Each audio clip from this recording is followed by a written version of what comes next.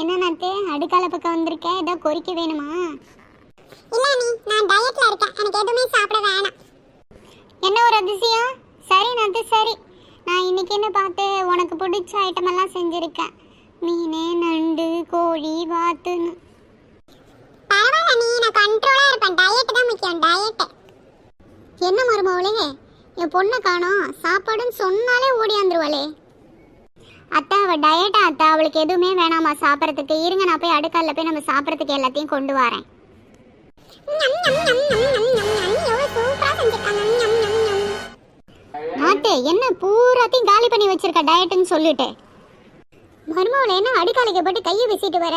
எது சோறு திங்க எதுவும் கொண்டு வரலையா? எங்கிட்ட உங்க மூவ விட்டா எல்லாத்தையும் தின்னு பாத்திர பண்டத்தெல்லாம் கவுத்து வச்சிருக்கா டயட்டுன்னுட்டு. அடியே சோத்துக்கு செட்டவளே, டயட்னு சொல்லிட்டு எதுக்கடி தின்ன?